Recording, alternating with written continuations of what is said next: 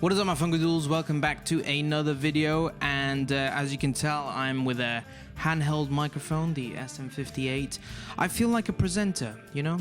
I think I could do this. I think I could be a good presenter. I've just not figured out how to mic myself in this angle, and thought this is the best solution, so here we are. Anyway, I really enjoyed your comments on the previous video. I really appreciate everybody watching the video about the Vox Pathfinder 10.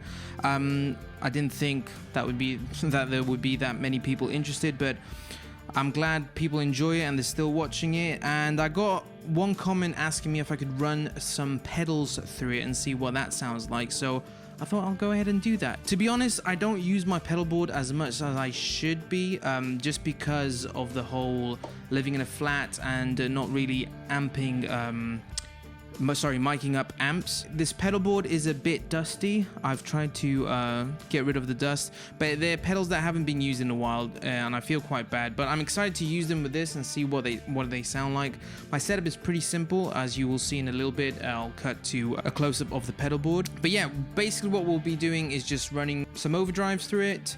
We'll add some reverb going in front of it. This amp doesn't have any effects, so it'll be interesting to see what it sounds like with some reverb going through it and some delays. I was really impressed, to be honest. As you can see in the previous video that I'll link somewhere, it sounds really good. For practice amp, it's fantastic. I have been using it for some recordings. I did mention in the previous video that I don't think I would use it for a recording situation, but it's turning out to be quite a nice sounding amp, and I've been enjoying playing through it quite a bit and in the lessons as well. So yeah, let's cut to a close-up of the pedal board and I'll walk you through some of the pedals that I've got and what they do, and yeah, we'll take it from there. Okay, so here's the pedal board, a nice close-up. In the top right corner, the white pedal is a TC Electronics Polytune. I believe this is the original one. I'm sure there's multiple new ones out there, but it does the job and I haven't needed to change it, to be honest. Next to it is the BB Preamp by Xotic Effects. I love this pedal so much that I ended up buying it twice. I gave one to my cousin, and this is the one that I kept, and I changed the knobs on it. It was actually black knobs, and I put this nice vintage cream looking control knobs.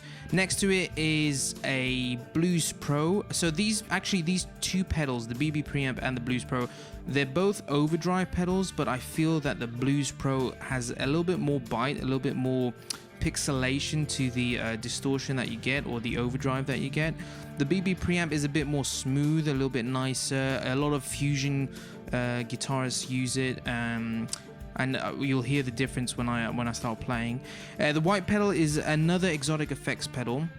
It's called the RC Boost. It's a nice clean boost. I don't think I'll be using it in this demonstration, just because I don't really need to boost anything. I sometimes boost the treble for live concerts, and just to give me a little bit more of a cut through the mix or the band. And then the two big pedals off to the left side, you may know, the big shiny blue one is the Strymon Big Sky. Fantastic reverb pedal. It probably does more than I need it to, and I probably don't use it as much as I should, like to the extent that I should, but it's an amazing sounding reverb. And the one below it is the Eventide Time Factor, which is a great delay effects pedal. And again, they have so many settings that you can do, that you can use, that I'm not using it to the full extent. But the reason why I like these pedals is because they're MIDI controlled, and you can see that black pedal is the Boss EC5, and it basically just controls the pedals. It activates and deactivates one. It's a loop pedal basically, and you can create different settings. And the nice thing is that it controls the Big Sky and the Eventide with MIDI controls, so I can have different patches, different settings with different reverb and delay settings. Now that we've had a closer look at the pedal board, let me just run you through the recording setup. So I've got an NT1A, which is a condenser mic right in front of the speaker, running through a UAD Apollo Twin into Logic, and I'm not using any effects going in, no compression, no EQ, nothing. It's just what the amp sounds like. Hopefully that will give you a good sense of how the pedals interact with the amp and trying to capture as natural of a sound as possible. So with that said, I'm gonna go ahead and put this mic down because I won't be able to play guitar otherwise.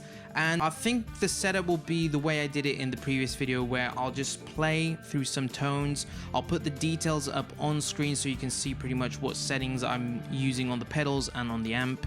I think pretty much the amp is set to treble is just past 12 o'clock and bass is just past 12 o'clock. I don't think I'm going to change those just because they seem to be in the sweet spot of where the amp sounds good in this space and for the levels that I'm playing at.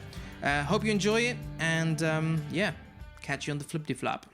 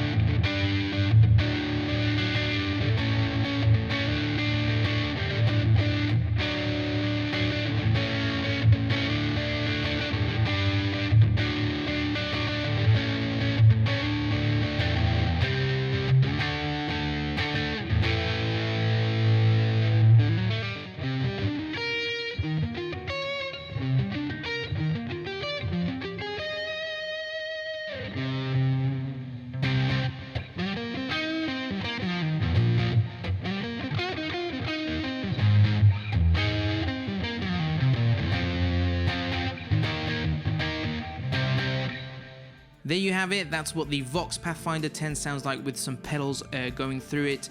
As I mentioned before, this amp does not have any effects on it other than a overdrive channel, which sounds good, but if you've got some pedals that you really enjoy using, they're gonna sound great. They'll do a great job running through this tiny practice amp. It sounds amazing. You know, I'm really impressed with it.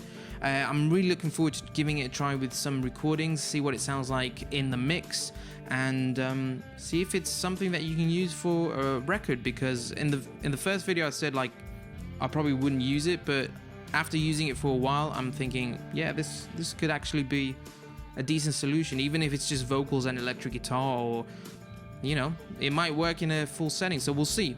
Maybe there's a future video there. But yeah, I hope you enjoyed it. If you like content like this, and if you want to see more of this type of content, let me know in the comment section down below. Give this video a thumbs up, hit that subscribe button, you know what to do. And yeah, I'll see you in the next one, and until next time, take care.